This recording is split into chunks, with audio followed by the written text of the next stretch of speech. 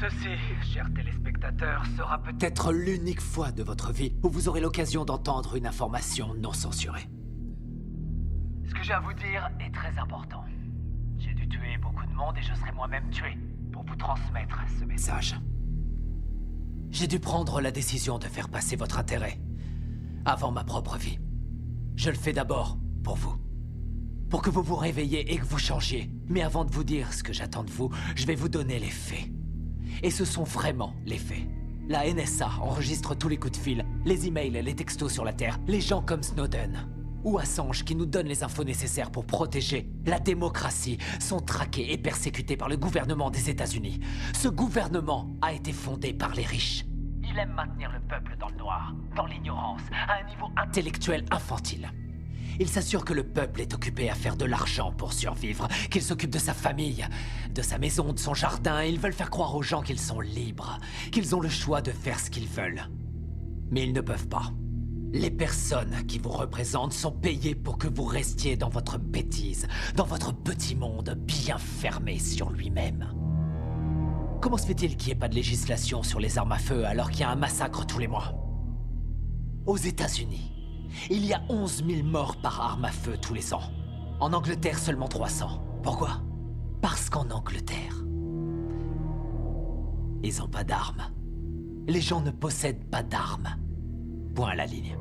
Ce que j'ai fait par le passé et ce que je suis en train de faire n'est qu'une conséquence de l'absence de législation. On ne vérifie même pas les antécédents des clients pour savoir s'ils ont un passé criminel. Simplement parce que 50% des sénateurs sont payés par les marchands d'armes.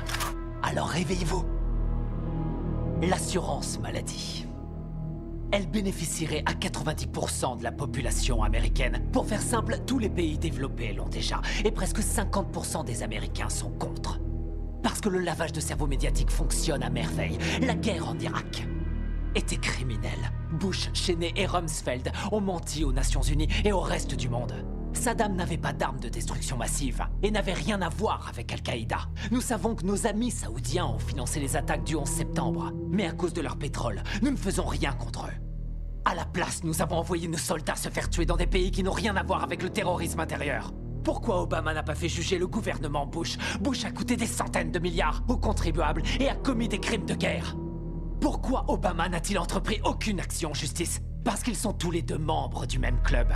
Il y a eu plus d'immigrés renvoyés sous son gouvernement que sous n'importe quelle autre présidence. Pourquoi n'a-t-il pas fermé Guantanamo, où des prisonniers sont enfermés sans avoir eu droit à aucun procès, sans aucune preuve depuis maintenant 13 ans? Il n'a pas mis son veto à l'approvisionnement des détenus dans le National Defense Authorization Act, ce qui en clair permet la détention infinie et sans procès, américains y compris. Nous avons une crise constitutionnelle aux États-Unis. Nous avons un État voyou, un État qui viole toutes les lois internationales, qui viole la Magna Carta, charte qui définit depuis 800 ans ce que nous appelons justice. Obama devrait être jugé pour ça et il devrait aller en prison. Les prisons, justement. Aux États-Unis, nous sommes 5% de la population mondiale et nous avons 25% de la population carcérale mondiale. Les gens vont en prison pour 10 grammes de cocaïne. La moitié des prisonniers est enfermée pour détention de drogue et la très grande majorité est noire. Pourquoi cette situation absurde reste inchangée? Je vais vous le dire. Parce que Washington reçoit de l'argent du lobby des prisons pour que ça bouge pas. Pourquoi les pop stars, les célébrités, les courtiers, tous ces gens pleins de fric qui se gavent de coke et d'extase? Il a carrément raison. On devrait le prendre pour nos débats télévisés. Vous pensez que les Morgan, les Getty, les Vanderbilt, les Rockefeller et tous les autres mafiosos qui ont fondé l'Amérique font quelque chose de bien avec leur charité? Vous oubliez qu'ils ont volé leur argent, qu'ils n'auraient jamais dû être riches. Ce que j'attends de vous, je vais vous le dire maintenant.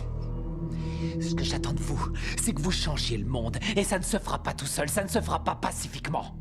Nous allons devoir tuer les riches. Sortez de chez vous. Prenez vos armes, allez faire sauter Washington. Partez à la chasse aux milliardaires, aux patrons de banque, aux PDG, aux ordures, aux menteurs, aux gouverneurs, aux lobbyistes, aux sénateurs. Tout ça, c'est du pareil au même. Il faut les pendre. Au premier arbre que vous trouverez, nous devons faire le ménage, tout rendre propre.